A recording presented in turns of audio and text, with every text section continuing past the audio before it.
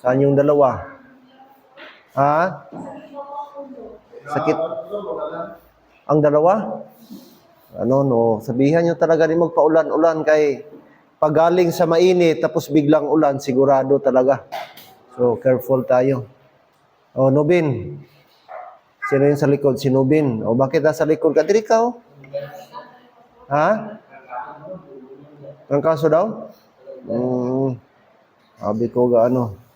Okay, so halong kita kay uso karon na ang trangkaso kag ubo, no?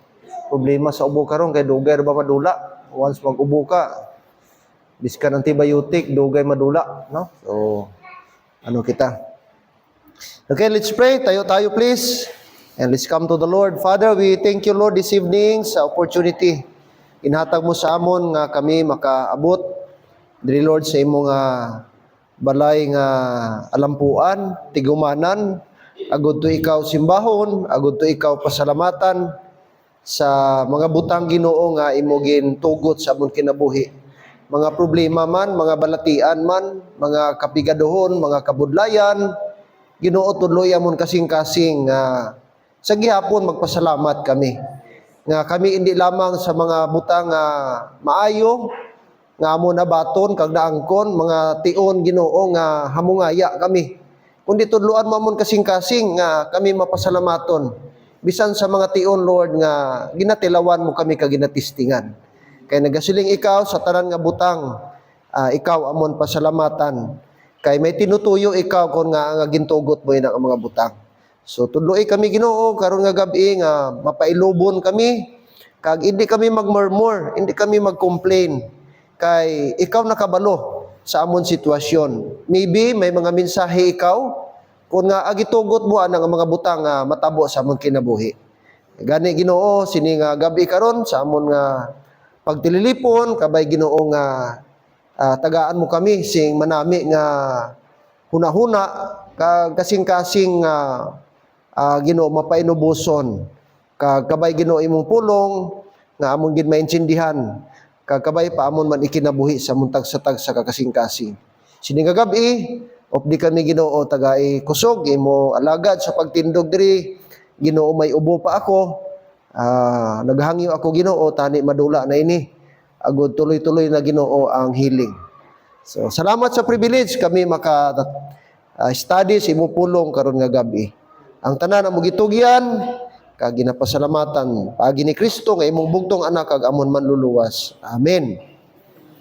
Kag amen. Padayon sa pagtindog magbasa anay ta sa Bible. Way pa ta ka Bible reading, no? So nag-una ta sang prayer. Chapter 1, 1 Corinthians. Okay, 1 Corinthians. Okay. Sir Aldin, pakibutang sa aton nga ano diri please, whiteboard. Whiteboard. Okay. 1 Corinthians chapter number 1. Magatuon kita. Pasunod abyan sang pulong sa Dios. Chapter number 1. Aton basahon hasta lang anay sa verse number 5. Kay lawig kon aton ubuson ni siya, verse 31. Hasta lang ta sa 5, verse 1 to 5. Ready? Read. Paul, called to be an apostle of Jesus Christ through the will of God, and Sosthenes, our brother, unto the church of God which is at Corinth, to them that are sanctified in Christ Jesus, called to be saints, with all that in every place call upon the name of Jesus Christ our Lord, both theirs and ours. Grace be unto you and peace from God our Father and from the Lord Jesus Christ. I thank my God always on your behalf for the grace of God which is given you by Jesus Christ, that in everything ye are enriched by Him in all utterance and in all knowledge. Salamat, magapungko kamo palihog. Now, ini nga letter nga sulat ni Apostle Paul, mga kabyanan, gin-address ini sa mga Corinthian believers. Kaya gisulat ni Corinthians, mga Kristohanon, mga tumuluo nga naga-star dito sa Corinth. Ang lugar dito is Corinth. Ang mga tao gitawag Corinthians. Okay? Now, nga gisulat niya ini. Ano ang tinutuyo ni Apostle Paul? Ano ang primary purpose nga gisulat niya ang Corinthians? The book of Corinthians. Actually, duha ni kasulat. First and second. So, ano ang purpose? Ano ang goal, objective ni Paul? Nga ginsulat niya ang Corinthians. Now, may mga bagay diri nga gusto i-address ni Apostle Paul. No, may mga issue ini nga church.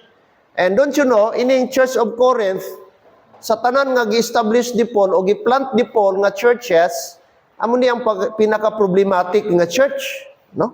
Sa damo niya nga gin-establish nga church. But there is si Apostle Paul. That's why nga may gi-follow up siya nga letter nga 2 Corinthians. Now, ini nga book naga-contain ini sa mga issues. Okay, later on ato na siya i-discuss. Now, ato ni explore mga kabyanan ang ini nga book. Now, ini siya ang ini nga chapter, ang iya nga pinaka keyword is okay, gospel, power, and wisdom. Okay? Gospel power and wisdom. Now, chapter 1, verse 1, siling dire, Paul called to be an apostle of Jesus Christ through the will of God. Now, sa ancient time, ang form sa ilang nga pag-introduce sa ilang nga sarili ay makita naton dira sa greetings nila, sa ilang sulat. Opposite sa aton subong nga ang nagsulat sa ulihin na. Sadto nga panahon, ang gasulat nauna ang iya pangalan. That's why mabalaan mo kung sino ang writer. Kaya sa introduction pa lang sa ila sulat, ginamention ang ila pangalan. Unlike sa aton subong, truly yours, amo pa ibutang pangalan mo, Brad. Sadto, iba. So makita mo dire, si Apostle Paul, gimension niya na yung pangalan. Verse number 1 pa lang. Paul, called to be an apostle of Jesus Christ. Now, aton makita sa form ni writing ni Apostle Paul na gi-emphasize niya kung sino siya. Ano siya? Okay? Sino si Apostle Paul? Sino niya? Paul called to be an apostle of Jesus Christ. So, gi-emphasize niya kung sino siya. Simply because may naga-question sa authenticity sa iya pagka-apostle. May naga-question. That's why, gi-emphasize niya kung sino siya. Nga siya, Brad, hindi lang basta-basta apostle, but called. Amen? Gintawag siya. Sino nagtawag? Si Jesus Christ. So, gi-emphasize niya dito nga, hindi basta-basta ang iyang calling. Hindi tao ang iyang calling. Kundi ang nag-appoint sa iya bilang apostle is walang iba, the Lord Jesus Christ. Kag na-mention pa diri nga may isa pa ka name nga aton makita dire. Ano pangalan? Paul called to be an apostle of Jesus Christ through the will of God and Sosthenes our brother. So gi-mention niya sa iyang letter nga may ara siya brother. Of course, brother in the faith, hindi brother in the blood. Brother in the faith. That means iyang nga kulig, collaborator niya in the Lord. At ang pangalan is si Sosthenes. Now, akong gipamangkot o akong gistudyan, sino ni si Sosthenes? Now, na-mention niya pangalan sa Acts chapter 18. Let's go to Acts chapter 18. Lantawa ang Acts chapter 18.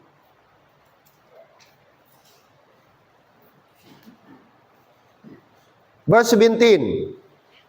Verse 17. According to verse 17, Acts 18:17. Then all the Greeks took Sosthenes, the chief ruler of the synagogue, and beat him before the judgment seat, and Gallio cared for none of those things. Now, according sa verse 17, sino si Sosthenes? Gi-describe diri iya position, the chief ruler of the synagogue. So, ini gali si Sosthenes, possible preacher po siya. Okay? Ruler. Pag ginhambal nga synagogue, amo ning equivalent sa aton subong. May ara ta building brad nga meeting place. Sa mga Hudyo, ang tawag sa ilang meeting place synagogue. Kung sa mosque o sa mga Muslim mosque. Ang equivalent sa mosque sa mga Muslim, equivalent sa mga Hudyo synagogue. O, dito sila gamit ang mga Jewish people. Every Saturday dito sila ga-worship. So most likely, ini si Sosthenes, siya ang isa sa mga preacher. Siya sa mga ruler, no, nga naga-teach dito, naga-preach dito sa synagogue. And most likely man nga co-laborer siya. Upod siya ni Paul nga nag-establish sa Church of Corinth. That's why gi-mention iyang pangalan sa verse 1 pa lang, Sosthenes my brother. Og ini sa verse 17, upod siya diri nga gikulata. Gikulata siya, diri verse number 17, no? Then all the Greeks took Sosthenes, the chief ruler of the synagogue, and beat him before the judgment seat. So, gi-aristo sila, most likely, and then, gikulata sila. Maybe, upod po si Apostle Paul diri. Simply, brad, ang ilang violation, tungod kay nag-preach sila about the Lord Jesus Christ. E, balaan mo sadto, akig ang mga tao, basta teaching ni Jesus Christ. So, aton makita si Sosthenes man nga ginbugbog, gibit. No? That's why sa verse 1 gi-mention ni Paul na Sosthenes our brother. And most likely si Sosthenes upod-upod man ni Paul sa pagtrabaho diri, pag-work, pag-minister, pag-preach mga abiyan sa Word of God dito sa Corinth. And that's why na-mention niya diri sa iyang letter. Now, so, aton makita diri, mga kabiyanan. Alright? Now, amo na ang aton makita diri nga introduction ni Apostle Paul. O, gipakita niya nga authentic ang iyang pagka-apostle. Ang Dios ang nagtawag sa iyang pagiging apostleship, ang iyang apostleship. And another thing aton makita is yung thanksgiving. Thanksgiving. Look at verse number 4. Okay? Verse 4, I thank my God always on your behalf for the grace of God which is given you by Jesus Christ. Now, two things nga itong ma-learn kay Apostle Paul. Okay, una, si Apostle Paul is a man of prayer. Amen?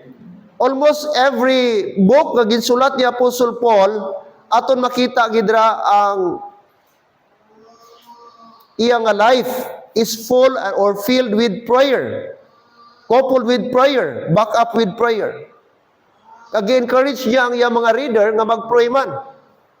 So aton makita dira nga very prayerful si Apostle Paul. Siguro wala na makatupong kay Apostle Paul kung ang isgutan ba sa pagka may nampuon. Even brad sa prisuhan, makita ta si Apostle Paul nga naga-pray. Even captive siya, even naka-ara siya sa bondage. Aton makita nga ang prayer life ni Paul very consistent. And aton makita nga si Apostle Paul, ang iyang prayer mostly hindi centered siya sa sarili kundi para sa iba. And isa lang sa mga instance sa Bible nga nag-pray si Apostle Paul para siyang sarili. At makita mo na chapter 12 in 2 Corinthians nga nag-pray siya para sa iyang mata. Nga tani madula ang problema sa iyang mata. Kag nagumpisa to sang nakita niya o na-encounter niya ang aton Ginoo, the Lord Jesus Christ, dito sa road of Damascus. Nga may sanag halin sa langit kag nakabati sa sang tingog. Saul, Saul, why hast thou persecutest me? Nga gina-persecute mo ako. And I believe amo tong encounter niya sa Ginoo. Since then, siling sa to, 3 days na bulag siya. And thank the Lord, nakakita siya balik. But the problem is, wala na gid nag-ayo ang iyang mata since then. And that is why nag-pray siya. Not just once. Nga nag-ampo siya, naghangyo siya sa Ginoo. Nga kuntani ayohon iyang mata. Nga kuntani ang iyang mata bad mag-okay. Hindi lang twice, but the Bible says thrice I besought the Lord. 3 times I besought the Lord. Nga Lord, ayuha akon mata. Of course, no. Bilang preacher, bilang writer, kailangan gid ang mata. Importante ang mata. Wala namang electric nung una. Lampara lang. Magsulat si Apostle Paul. Maybe dulom. Tapos iyang mata nagaluha-luha. Sa gabal kaayo mga abyan. Nakatry ka mo mag-sore eyes? Di ba? Magpiyong ka na sakit. Imuklat mo, sakit. Nagtesting ko welding. Ba, grabe. Sila kasiling ko, di na ako magliwat. Kaisa na lang. Di ba? Nga, ang ano gali, hindi gali ang spark ang makapasakit sa mata. Ang aso. Grabe, abyan. Yapinitin siya ko daw, gawawaw ko mo. Daw bilog, gabi, way ko katulog. Muklaton mo mata mo. Sakit, perti kahapdi. Magpiyong ka, grabe yapon kahapdi. Galuha-luha. Biskan ano. Maybe amo nang experience ni Apostle Paul. Hello? Ano ka ta? Amo lang tong instance mga abyan nga nag-pray siya for himself. Pero sabat sa Ginoo, my grace is sufficient for thee. Wala pa gyud kuha sa Ginoo ya sakit. Wala pa gyud allow sa Ginoo nga mag-ayo siya. Kay may purpose ang Ginoo. Siling niya in infirmities mga abyan nga mag-rest ang glory, ang grace sa Ginoo. Alright? But yet, aton makita diri, hambal ni Apostle Paul, verse number 4, I thank my God. Not only si Paul, mga kabyanan, isa ka tao nga mainampuon, ikaduha nga nakita ko kay Apostle Paul, isa ka tao nga mapasalamaton. Amen? Thankful. Thankful si Apostle Paul. Kag kining ugali bad attitude nga pagkamapasalamaton, let's admit kung kisa budlay i-develop sa aton kasing-kasing. Usahay dali magpasalamat kung maayo ang sitwasyon. Usahay dali lang magpasalamat kung way tagapigado. Kung abudansya kita. Kung example may kwarta kita. Way kita sakit. Way kita ginakulang. Pero let's admit mga abyan sa time nga pigado kita, may balatian kita, may mga challenge kita nag-aabot. Physical challenge, financial challenge. Amen. Relationship challenge mga abyan.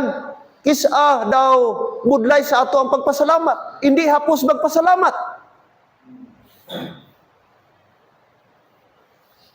But hindi kay Apostle Paul.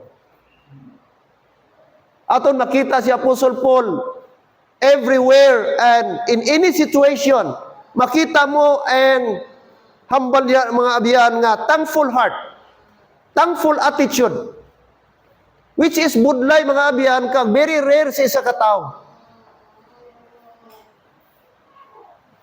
Makita siya sa prisuhan, nagpasalamat siya sa Ginoo. Ginkulata siya, ginlatigo sila, and yet sunod sa prisuhan nagdayaw sila sa Ginoo. Thankful spirit.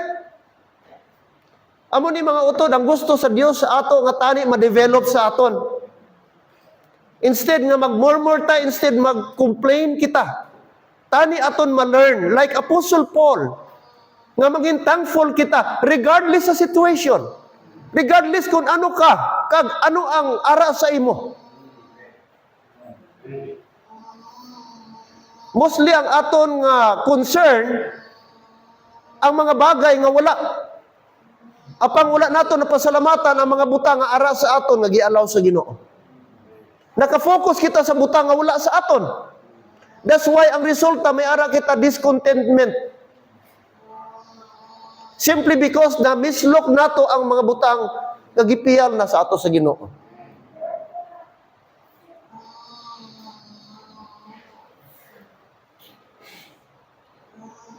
Ano dapat ang pasalamatan?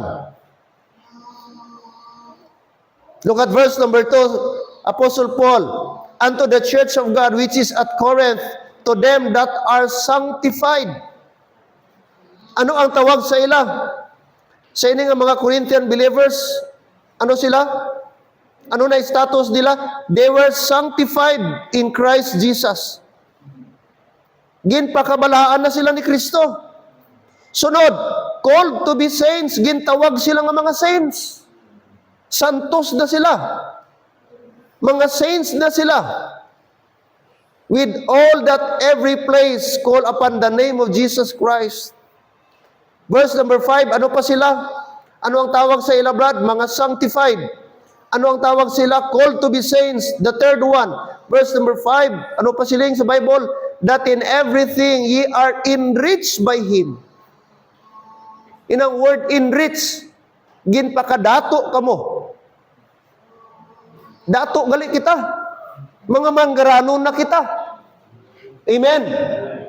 Di mo balaan-bad, manggaranon kita. It might not be atubangan sa tao, but ang enrichment dito mga abiyan, spiritual. We are rich spiritual. Usahay ang aton manggod, mindset, nga ang manggad, ang pagkamanggaranon, material lang tanan. But mga utod, spiritually speaking, every time maghambal ang Diyos, o masulat ang word richness o enrichment, always nag-refer na sa spiritual. Why na nag-refer sa material nga butang? Kag bilang Kristohanon, kag bilang mga na-saved, mga believers, member of the body of Christ, you and I are rich in Christ. Because Christ is in us, and we are in Christ. Therefore, we are rich in Christ. Rich in spiritual blessing. Hello, amen? Enriched by Him in all utterance and in all knowledge. Now, amo na dapat ang pasalamatan nila. Sila ni Apostle Paul. Now, compare abiyan ang Ephesians 2:12. I-compare. Ano kita dati? Hindi lang ang mga Ephesians, remind the Apostle Paul kung ano sila. But I believe kita man, positionally mga abiyan, kag formerly, amo ni ang aton ni status. Siling sa Ephesians 2:12, that at the time, you were first what? Without Christ. That's our condition before, mga Christless kita. Why kita Kristo? Amen? Without Christ. Number 2, being aliens from the Commonwealth. Why ta na belong sa Commonwealth, which refers sa Israel, which is alien from the Commonwealth of Israel. Next, strangers from the covenants of promise. Why ta covenant? May Abrahamic covenant, may Davidic covenant. Sa aton, wala ta. Wala ta sina. Ano pa? Having no hope, mga hopeless ta. Amen. Without no hope. Ano pa? Without God. Godless man in the world. That is our status before. Amen? Compare mo. Ano ka? But Paul said, look at verse 13, but now in Christ. Yun ang transition. Amen? Before, without Christ, before you are alien on the Commonwealth, before you have no covenant, before you are strangers, before you are no hope. But Paul said, but now in Christ. That's the good news, amen. Ye who sometimes, ye were what? Far off, mga layo kamo. Why kamo connection? But are made nigh by what? The blood of Christ. Amen. Wow. Di ka mamalipay sina? Na sometimes we are far off, sometimes we are hopeless, sometimes we are Christless. But thank the Lord, we are now in Christ. And because we are now in Christ, by the blood of Christ, look at verse 14, for He is our peace, we have now peace, who hath made both one and hath broken down the middle wall of partition between us. So nawala na yung gap, nawala na division, gitanggal na ni Lord ang middle wall of partition. We can go directly to the Lord. Amen. Because, look at verse 15, having abolished, ano ang i-abolish niya? In His flesh, the enmity, even the law of commandments contained in ordinances, for to make in Himself of twain one new man, so making peace. So, gi-abolish niya, why ng ordinances? Gi-abolish niya na, brad, ang mga law. Hindi na ta under the law. Hindi na ta under of ordinances. Amen? Kaya na, wala na, natanggal na ang middle wall of partition. That's why, verse number 16, and that he might reconcile both unto God in one body by the cross. Notice the word, by the cross, having slain in the enmity thereby. Amen? That's a blessing. That's a spiritual blessing. Amen? We are made nigh by the blood of Christ. We are no longer under the law. We are no longer under the ordinances. Because Jesus Christ broke down the middle wall of partition. That's why Apostle Paul, gisabi na dito sa Corinthians, balik tayo, na dapat sila maging thankful. Dapat magpasalamat itong mga Corinthian believers. Look at verse number 9. Look at verse 9. According to verse 9, God is faithful, by whom you were called unto the fellowship of His Son, Jesus Christ our Lord. Ano ang dapat nila pasalamatan ba? Ang mga Corinthians, according kay Paul, number 1, because God is faithful. That's one thing na dapat nila pasalamatan. And I believe, same thing sa aton. Kung i-encourage ni Apostle Paul ang mga Corinthian believers ba na maging thankful kay Lord because of God's faithfulness, the same way. Same to us. God is faithful. Thank God. Hindi lang Corinthians ba ang naka-abil sa faithfulness sa Ginoo until sa aton man. Salamat nakaabot sa ato ang faithfulness sa Ginoo. An evidence mga abyan, ang kaluwasan nakabot sa aton. Ang salvation nakabot sa aton. Naka-benefit ang mga kaabiyanan. That's why, hindi ba po dapat, kay ang Diyos matinumanon, hindi ba po dapat na magmatinumanon po ta sa iya? Amen. Ano siling brad? Christian, anong sabi ng Ecclesiastes chapter 3 verse 1? Very, In everything, there is a season and a time to every purpose. Yung first word lang, first phrase, to everything there is a season. Meaning, ang Ginoo nagahatag sa ato sa opportunity sa tanan nga bagay. Sa tanan nga bagay. Opportunity nga mga buhi ka. Opportunity, brad, nga mag-exist ka. Opportunity nga ma-save ka. Tanan nga klase nga activity sa kalibutan, gitagaan ta opportunity sa Ginoo. Hindi ka makareklamo sa Ginoo nga, Lord, sang buhi pa ko, way gid ko sini nga opportunity ba? No. Gitagaan ka sa Ginoo. Gitagaan ka opportunity nga mga buhi. Di lang po. Therefore, may opportunity po ta nga mag-worship sa iya. In everything, there is a season. There is a specific season, mga buhi ka. There is a specific season, okay, magtrabaho ka for yourself. But there is a specific season nga dapat tagaan mo man ang Ginoo. Tama? Equal opportunity. So meaning, ang season nga para sa imo sarili, gamiton mo. But there is also a specific season nga para sa Ginoo nga dapat mo man i-render para sa iya. Amen? Ibig sabihin, pag adlaw nga Domingo, season na para sa Ginoo. Hindi mo na pagkawaton kay gitagaan ka na sa season mo. Throughout the week, may season ka. Di ba dapat po ang para sa Ginoo, i-render nato sa iya? Dili selfish ang Ginoo. Nga puro lang iya tanan. Di ka na mangarbaho. Way sa naghambal sina. In everything, brother, there is a season. Kaya tani maintindihan tana nga word. Amen, Brad? Kaya kung ma-realize na to na, then ma-realize na to nga ang Ginoo is a fair God. Sadly, damo Kristohanon nga way ka-intindi sina. Nga bisan ang iya sa Ginoo kawaton pa. Ang iya sa Ginoo himuon niya gyapon nga season.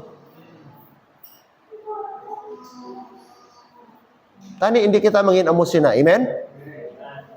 Sabi ni Paul, God is faithful. Amo ni nga butang nga dapat kamo mapasalamaton sa Ginoo. Kag siling ni Paul, proven and tested na sa akon kinabuhi. Nakita ko gaano ka faithful ang Ginoo sa akon. Kag resulta sa mga utod sa faithfulness kag mercy sa Ginoo. Sino si Paul before? Mamamatay tao. Although hindi siya directly ang siya nagpapatay, pero mastermind siya. Kay Stephen, the first martyr, gi-stone to death. Si Apostle Paul to. Ang nagbigay consent, nagbigay go signal. Sino si Apostle Paul? Persecutor of the church. Ginalagas niya mga simbahan, ang mga Kristohanon. Ginapapriso niya mga Kristohanon. Sila niya, di ko worthy sa Ginoo. Di ko worthy sa faithfulness sa Ginoo. And yet, God is faithful. God is merciful to me. Gi-extend niya ang mercy sa akon. Which is, hindi ko deserve ato. But, salamat sa Ginoo. Di mo ba po na-realize nga like Apostle Paul kita sometimes? Di kita deserve sa favor na Ginoo kay kung lang taon na ato atong performance, di man ginami atong performance. Di man kita makapabugal sa Ginoo nga Lord, super faithful lagi ko, super active lagi ko, super giver ko sa akong simbahan. Di man ta makasiling sina. May mga lapses kita, may mga pagkukulang kita many times. And yet ang gugma sa Ginoo, way nagakulang. They are new every morning. Great is thy faithfulness. Siling sang limitation. Amen? It is by the Lord's mercies that we are not consumed. Try to look back, mga abiyan.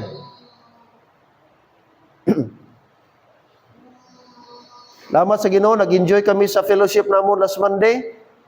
Excited tani ko kay first time maka-visit na ko dito sa lugar nila Brother GM kag kay Michelle. Kalakatay ko dito sa ila. Diba? Napurnada man, na pastor. Langanin kay may gaobra dito, gamay ang lugar kag medyo dili pa well arranged. Dito lang anay kay Papang. O balik kami kay Papang niya dito kami kay Brad Ferdy. Samtang kalingkod-lingkod ko dito sa daw anong tawag na Brad? Balcony, terrace. Terrace, balcony siguro nang medyo elevated. Naga-meditate ko Brad Cubao. Grabe ang favor sa Ginoo kay Sister Susan kay Brad Ferdy. Ano-ano man ang tong balay nila sa Tondo man. Nakakadto ko sa balay nila sa Banga, dito sa may Reyes patong apart. Reyes patong apart ba? O nga, tambi, pader. Tapos tapad-tapad, tapos light materials. Tapos gamay lang kid, pila lang tong area dito. Gamay lang, paglakad mo diya, kusina, kwarto, sala-sala gamay. Amo na to, langka dayon. Amo na to. Tapos dito, kanal nga dalom. No, tapos ara na tanan mga kapitbahay nga mga sobra pas marites. Walang tao ko sa favor sa Ginoo. One day nag-groundbreaking kami dito. Aga-aga, Brother Joe, Tatay Paking, sino pa tong upod ko? Dito kami aga, nangapi kami. Ampo kami dito nga Lord, salamat gihatag ni nga luti. Lord, giklaim namon nga tani hindi na ni pabilin luti forever. Kundi Lord, matukuran ni mapatandugan ni si balay. I-claim namo nga may balay someday nga mapatindugan. Ang gihatag sa Ginoo. Gigrant sa Ginoo, although amat-amat lang, pero ang kita mo Brad, kung paano ang Ginoo gasabat? Paano ang Ginoo ga-work sa kinabuhi naton? Bisa masiling nato may pagkukulang ta sa iya. Realize mo ba na, Kristohanon? Usahay, wala lang nato nakita ang mga pagpakamaayo sa Ginoo sa ato ba?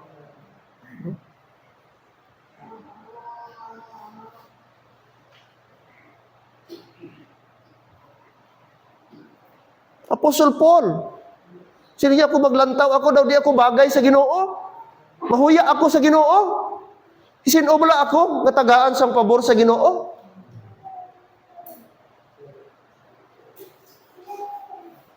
Gin-persecute ko, gihingabot ko ang mga Kristohanon. Against ako, gaupos ako sa tudlo ni Jesus Christ. But, aton makita ba dahil pagpasalamat? Amo na tani sa ato Kristohanon ba, di ta dinalog sa pagpasalamat? Di ta magtulod-tulod sa pagpasalamat? Hindi ta magsiling nga maghulat pa kung sino dapat anik sa pagpasalamat, paunahay kita. Kay privilege nga makapasalamat kita. Amen. Blessing nga makatestimony kita about sa goodness sa Ginoo. Ano number 1 nga dapat sila magpasalamat? Silang ni Paul, God is faithful. Hindi lang tungod kay ang Dios matuto mga kabiyanan. Pangalawa, because they were called. Gintawag sila sa fellowship unto His dear Son, the Lord Jesus Christ. Amen? Aton makita dira. So first, aton makita about thanksgiving. Kay Paul, not only ang iyang life is a life of prayer, but also aton makita a life of thanksgiving. So ang challenge sa aton subong gabi,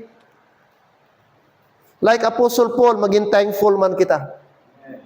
Amo ni iyang gusto i-discuss dito sa Corinthians, kay ining mga Corinthians daw kulang sa pagpasalamat. Daw kita man kung kaisa. Kulang sa pagpasalamat. That's why gi-challenge niya na dapat kamo magpasalamat sa tanan nga butang. Ikaduha, nga issue mga abiyan nga itakil ni Apostle Paul, ini ginatawag division in the church. Division. Kaya ini nga church, makonsider naton nga immature or mga carnal. Look at verse number 10. Look at verse 10. Now I beseech you, brethren. Mga save na rin ha, kay gitawag niyang brethren. By the name of our Lord Jesus Christ, that ye all speak the same thing, and that there be no division among you, but that ye be perfectly joined together in the same mind and in the same judgment. So ini nga church may problema. Problematic din nga church. Alright? Nga aman. Kita nyo mga utod? Look at verse number 11. For it had been declared unto me of you, my brethren, by them which are of the house of Chloe, that there are contentions among you. Notice the word contention.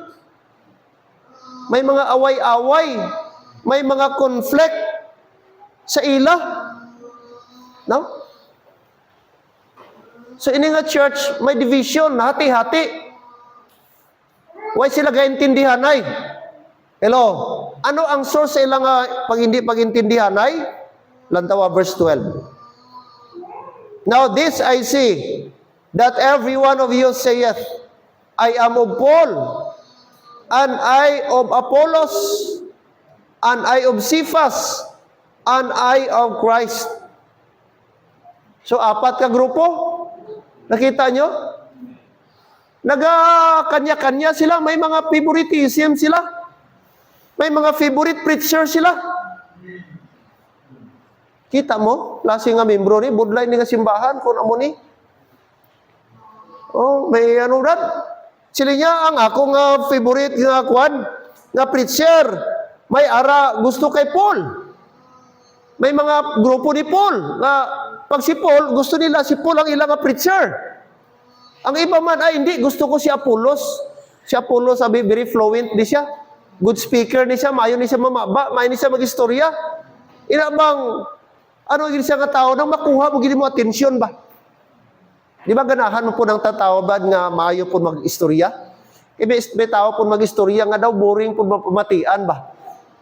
Oh.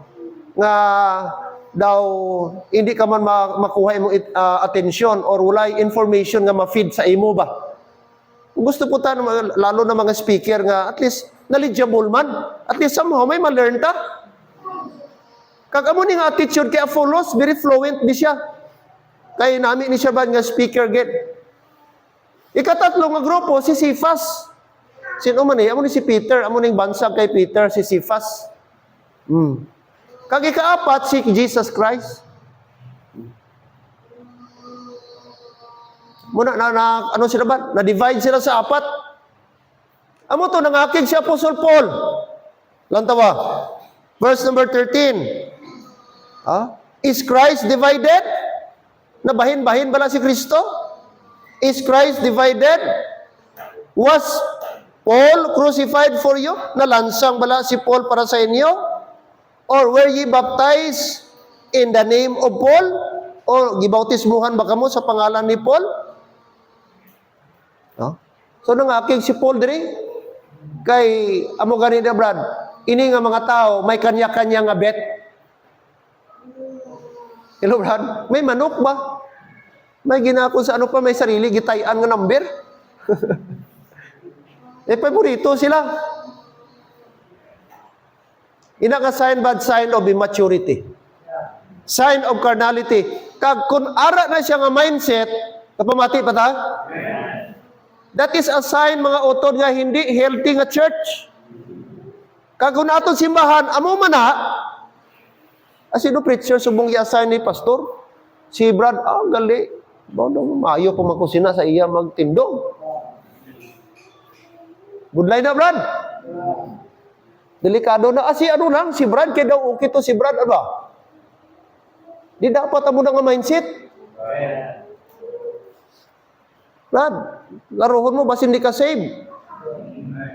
Members, bas hindi ka save. Kung amo na aton attitude, take note, pulong sa Dios ginatudlo, dili ka ginawali.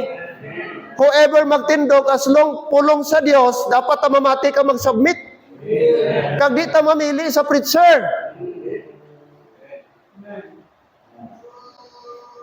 Bisan si Brother Bernard pa na someday magtindog diri. Excited gani ko kay tigda-tigda ni mag-Ilonggo ba. Pero next time medyo hinay-hinay lang ba dinhi tama ka paspas kay para maintindihan ta. Excited ko. Magabot gini nga time kay gusto ko nga may ara ta Bible Institute diri. Bisag twice a month lang, Brad, mga men. Twice a month. Para mag-learn tag mag-preacher, mag-develop tag mga preacher men. Paano na si pastor? 2 lang na. O 3. Magkasakit? Amen? Nga exempted ta masakit, how? Kasakit na gayta subong.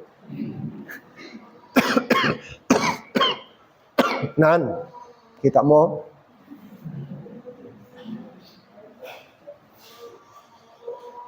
Ikaduha, maglakad si pastor. May atinan conference. Di man na malikawan naton. Di simpre, part na siya. Kumbaga, official function. Amen? Ikatatlo, kuhaon si pastor. Di kung wala sang may na-train. Wala sang men nga na-develop. Wala sang men nga able. Di problema ang simbahan. Whereas kung damo, amen. Damo man kamo papilian. Kung sino someday ang inyo ibutang diri nga maging official nyo nga pastor, di ba? Amo na nga dapat may ara gyud. Di pwede forever lang tablag nga magpungko kag mamati. Di ka pwede forever lang estudyante, dapat mag-learn ka kag mag-desire ka, mag-strive ka, na sambi mangin teacher ka man.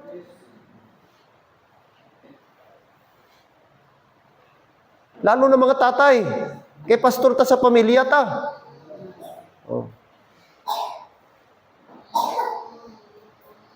So sila ni Paul, hindi dapat ma-divide. So ini nga mga tao, ini nga church mga abyan, may ara division. Nagkakanya-kanya sila, nagkampi-kampi sila. Nagrupo-grupo sila.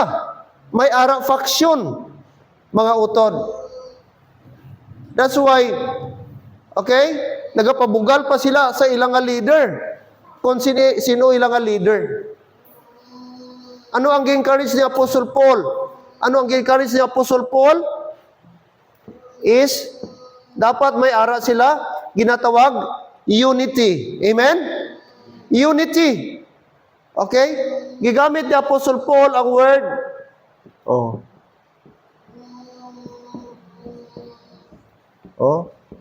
ano gamit niya? Join together. Look at verse number 10. Ano pa? Join together. Ano pa? Same mind. Sunod. Same judgment. Oh. Same. Oh. That's unity. Hello? Amen? That's unity. Ka dapat magtingog ka mo, dapat maghiusa ka mo, dapat mag-isa ang iyong hunahuna, dapat mag-isa ang iyong judgment, dapat mag-join together ka mo. Instead of division, perfectly join together. May ara sa social media ba daw, sa Facebook, ina ba lang mga reels mangguro na? Karang paano mag-connect perfectly ba? Join. Kanang mga kanto bla, kahoy, bakal. Di ba Brad? Nakita nyo na? Paano isolve mo ng hagdan, tapos may ara naman dugtong diri, kag may ano diri, paano kuha ng takos, may pusti diri, paano mo siya nga wala siyang gap. Di ba? Technique ba? Para nami ilang taon. Amo na ang gusto i-emphasize ni Apostle Paul. Amo na ang word nga perfectly joined together. Nga dapat ang church perfectly joined together, perfectly connected with each other. Hindi nga may gap, hindi nga may division, kundi dapat nakakonect sa isa kag isa. Amen, church? Ang church kung may division, huyang. Kag pronta abyan nga mag-collapse. Pronta nga ma-destroy kapag ang simbahan may division. Amen. Pero ang grupo, simbahan ba nga nakakonek? Perti kapag on, amen? Una nga, why na gamater ba kung gamay ka mo, kung udamo ka mo? As long nga united ka mo, I believe ara ang strength. Muna ga-enjoy kami sa men's fellowship. Amen? Dapat ang men, isa, pag sila nga schedule, dapat, way maglisa. Dapat way magbalibad. Pastor, next time na lang, bahalag. Medyo may ginabatsyag. Pading kamuti. Kung kisa abitaw sa trabaho mo, may ginabatsyag ka man, pero nga gisipot ka gid. Tama? Napading kabot ka man lagi, be. Disip man sa Ginoo nga buluhaton. Alright? So dapat madula sa aton ang division. Amen? Kung may grupo-grupo man diri, untaton tanana. Dapat isa lang kita ka grupo. No? Tingog kita. Kung ano atong project, suportaran ta. Kung ano ang desire sa pastor, suportaran ta. Ano ang vision sa pastor, suportaran ta. Kung para man lang sa Ginoo kag kaymayaan sa Dios, then, pastor, count on me. Amen? Amo nang gusto sa Ginoo, malipay ang Dios kung makita ang unity sa aton. Alright? Mga kabiyanan. So, ini, na-mention din ba si Chloe na may ara contention. May ara division. Alright? So, gi-urge ni Apostle Paul ini nga mga tao nga dapat they should be united. Kag i-avoid nila ang boasting about sa kanilang leaders. Now, let's go to bali aton nga Mrs. Brad expository ni. Amen, verse by verse ta. Para damo naton maintindihan ang Bible. Amen. Oh, ara man ang mensahe dira kun aton basahon. Okay, sino ni nga kuring diri? Oh, nagsulod na. Oh, duha ka bilog, orange kag kwan. Sadto, ido lang gasulod, karon apil la kuring. Sunod sini ilaga na pod. Kumpleto na ta. All right. Verse 18. Oh, verse 17, anong siling ni Paul? For Christ sent me not to baptize, but to preach the gospel, not with wisdom of words, lest the cross of Christ should be made of none effect. Ibig sabihin, ang atong i-lift up abiyan, ang atong dapat dayawon ang pulong sa Dios. Hindi ang kaalam sang tao. No? Not the wisdom of words. Sa abi na may antapag mga tao. No? Kaya I thank the Lord mga abyan na dapat ang tinuod nga mature nga Christian, wala taga-enjoy abyan sa mga para pirmi pakadlaw sa pulpit. Now, i-avoid ta na. Kaya ang pulpit is a sacred, holy place. Kag di ta dapat maburing kung seryoso ang preacher. Kay seryoso ang Ginoo. Seryoso yung pulong. Di ta laktan sang labutaw diri. Amen? Well, kung may joke na related sa na medyo okay, it's okay. But never nga puro na lang labutaw nga masapawan na ang sanctity taghuli ni sa pulong sa Dios. Kaya karon sadto, mga abyan, medyo maka-appreciate ko, pastor nga, sige pakadlaw. Pero karon mga abyan, no, it should not be. Dapat balis ka doon ta atong isip. Dapat dito ta mo appreciate sa mga pastor nga seryoso sa pulong sa Dios. Seryoso mo tudlo sa pulong sa Dios. Amen? Kay pulong na sa Dios. Kag di dapat ang maritin sa atong mind ang mga bagay nga hindi related. Dapat sa pagpulita ang matapig sa ato itong mensahe. Salamat na review ko. Salamat kay ang Ginoo naging-istorya sa akon. Tama, tinuod ang Dios. Salamat sa iyang katutom, kagrasya sa akon. Amo na dapat pagpulita ang ma-realize ta. Nga mabalo nato nga ang Ginoo, ang kaayo sa Dios. Nagihimo niya sa aton kinabuhi. Hindi ang preacher, hindi kung ano tong mga illustration niya o anything, kundi makita naton ang Dios, ang glory sa Dios sa wali. O sa teaching. Amen. Nami ang pulong sa Dios ba? Mag-enjoy ka basta imong estadyohan ni. Oh, puno, very full, brad. Very rich ang pulong sa Dios. About sa karakter sa Ginoo sa atong kinabuhi. Kung sino siya. Not the wisdom of words. Silang ni Paul, hindi ka mo dapat mag-after kay Cephas. Hindi ka mo dapat mag-after kung sino si Paul. Hindi ka mo mag-after kung anong ginahambal ni Apollos. Oh. Lest the cross of Christ should be made of none effect. Kaya ang preaching, mga abyan, ang wali, mawala na siyang epekto. Verse number 18, for the preaching of the cross, siling ni Paul, to them that perish, foolishness, but unto us which are saved, it is the power of God. So ano daw, Brad? The gospel has power. Amen? Ang gospel, mga utod, may gahom. Siling ni Paul, the cross, the message of the cross, may seem foolishness sa mga tao nga hindi Christian. Para sa mga unsaved, it's nonsense. It's nothing. It's a waste of time. Para sa mga foolishness, para sa world. Amen? Di nila ma-appreciate ba? That's why, masiling ka, pwede ta ma-invite, pwede ta mamalandong sa pulong sa Diyos.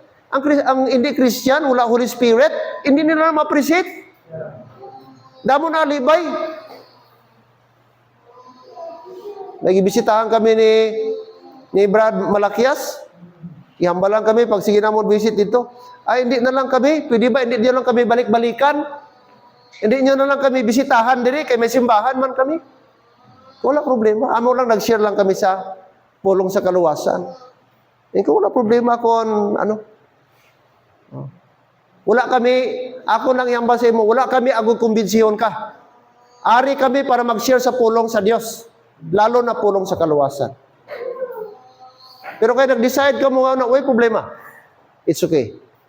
So, we found out nga tungkol kay may pari, sila nga parinti. Ano yung mga tao mo na? Di ba privilege dapat ba kung may pulong sa Diyos? Amo nang something ba nga pag-abot sa judgment day, Amo nang isa ka bagay nga mag-regret ang tao. Nga ang pulong sa Dios gisikuway mo. Ang blessing sa pulong sa Dios nga babatian mo. Ha? Mga kabyanan. Gineglect mo. Pero of course, ining abal sa Bible, hindi mo pag-ihaboy ang pearl sa swine. Kaya hindi na ma-appreciate sa baboy ang pearl. Anong silingon? Ayaw pag-uyangi. May mga tao nga worthy. Deserve pa sa imo time. So sila na mismo nag-reject din. Go for another person. Amen? Oh. But ayaw lang po nawaya. Eh, may takabalo, wasin someday. Magkitanay ka mo. Di ko nawayon muna. Ay na. So, sige lang. Okay, brad, no problem. Oh. Amen, Brad Maki? Oh, ano gyapon ba? Bahala ka no. Ano lang gyapon ta? Alright. Alright? So, siling sa verse 18, for the preaching of the cross is to them that perish, and thou, foolishness. So, expect na to, Brad, pag unsaved, wala talaga. Di gina nila ma-appreciate ang word of God. Tagaan mo gospel tracts, lantawon ka dali, butang. Kuti-kuti naman sa cellphone. Wala. Very rare lang, very few lang ang tao nga magbasa gospel tracts tapos basahon. Sa pulo, guro, basi may duha lang dira nga tapuson yun niya basa, o basi isa lang. Napanilag mo ko sa mga tao ginatagaan ko ka isa. Ato ka sa Palawan, Ponsyap, Palawan, Ponsyap, taga. Ma'am, pakibasa. Ano ni? Libre, pulong sa Dios, gatudlo, paano kita maluwas? Sige, dugay, butang. Di ba? Para sa ila, wala bili. Dili importante. Huh? Pag about spiritual, di valuable. In short, sabihin na, wala ko time mana. Pero kung time ka na, tao ka nakaintindi, uy, namin ni pulong sa Diyos. But brother, ano na sa Bible? Foolishness. Pero reason man na nga, hindi ta maghatag gospel tracts simply because ang mga tao wala pay attention, uninterested sila. No. Oh. Dito na sayang, Brad. Kaya someday abo to mag-judge sa ila. Oh.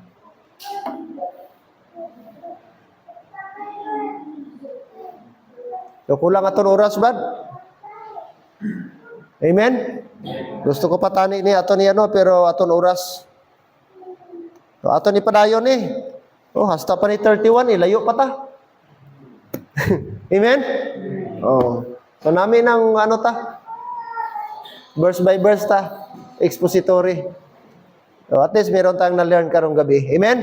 Let's continue this, mga abyan. Next Wednesday po. Okay, tayo please. Let's pray. Father God, thank you Lord this evening. Salamat sa imong pulong. Salamat kay Apostle Paul nga nag-remind sa amon Lord gaano ka-importante ang pagkamapasalamaton. Kag Lord, dapat iwasan man namon ang mga division sa amon nga simbahan. O bisan sa amon panimalay o biskan diin man. Kay Lord, hindi ka malipat